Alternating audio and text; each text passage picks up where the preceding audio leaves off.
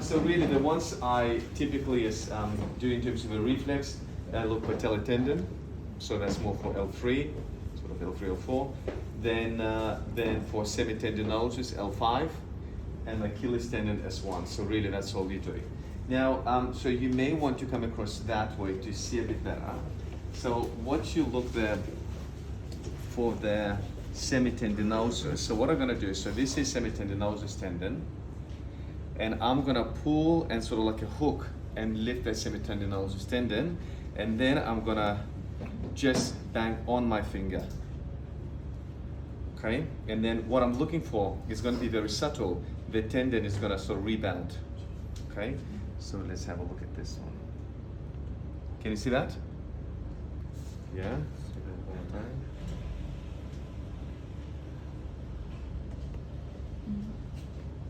Did you see that? Yeah. So maybe if you've seen it, maybe you guys want to come across, maybe swap the positions a little bit. It's very subtle, or I'll show you later otherwise. But it's very subtle, so you can see what you're looking for under my finger, guys. Have a look.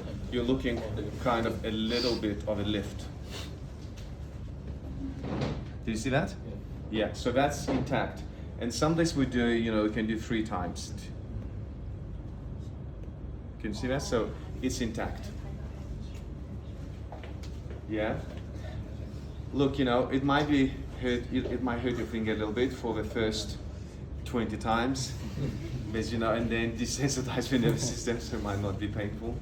But to be honest, this one is less painful with this reflex hammer. This is much better compared to those short ones. I find them very good, these ones. Okay, for patellar tendon, you could also just relax the leg a little bit. Okay, 3 times, and they all respond. Because I think sometimes it's not enough once to do, so we tend to do 3 times, okay? And that's intact, yeah, for patellar tendon, so it's good. And then because you had microdiscectomy, you were saying, and you still have a bit of pins and needles. A little bit on the S1. Yeah, look, even pins and needles, when you have some kind of a surgery or nerve damage, they might stay there. So people say, oh, it's so annoying, do you know if it's gonna get better? Sometimes it doesn't. Because you may have some damage of sensory fibers and may have this kind of sensation. So typically, if it doesn't improve over the year, that sensation, it might be there. Okay, and another thing is, so for Achilles, I'm gonna pull a bit of like a foot, so put a bit Achilles tendon on stretch. You can see that.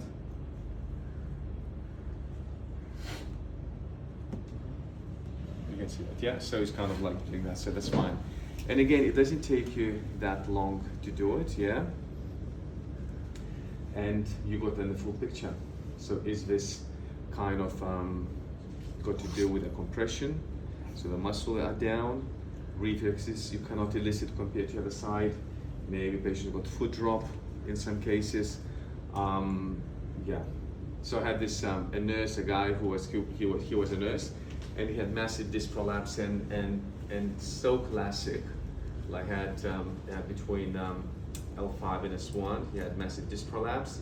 He was limping when he came in, so that was acute back pain, but also unable to at all to do the calf raise, so that's S1 as well, but also there is nothing in Achilles as well.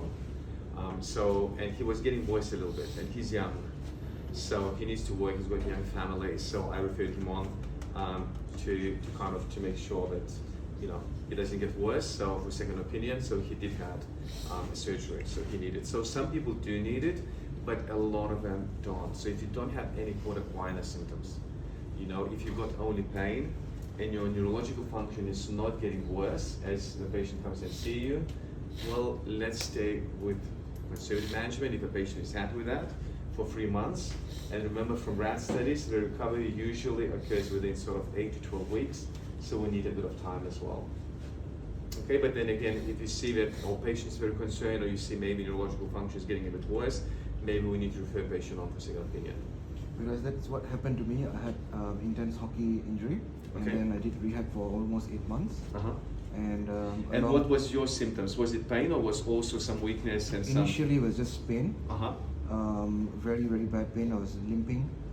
Did the first 3 months was okay with my physio, but then after that onwards, it started to show a bit of weakness more on my right side, and yeah, my calf was showing a bit of wasting as well Okay. along the way. Okay. So that's And, yeah, and then I couldn't propel and do a bit of jogs as well. Mhm.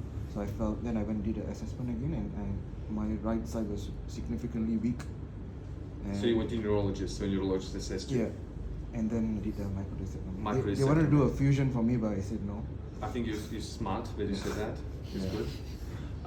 And then so what did you find after surgery? I got so much better after that in my power, but it took almost again another 2 months for me to gain my muscle power back again properly. No, again, isn't it? It's fitting in the picture.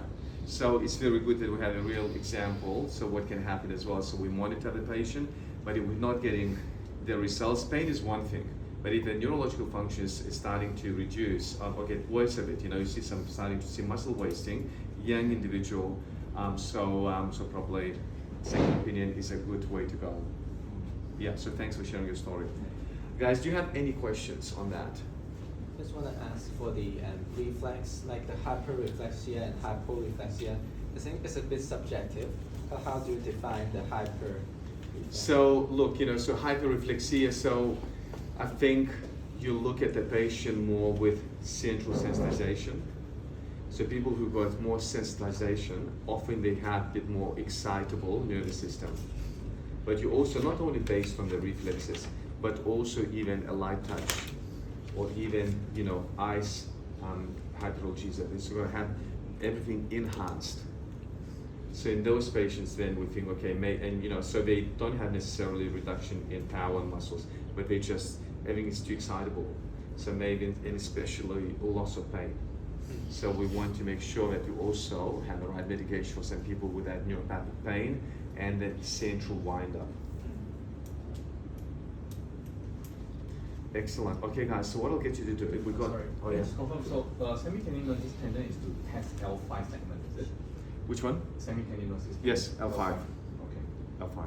And And then Achilles tendon is for S1. S1. Yep. And patellar tendon sort of L3. L3, L4.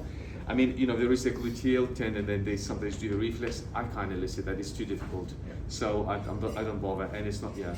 So I think, if you do these key areas, I think you gain enough information. Okay, guys. So I think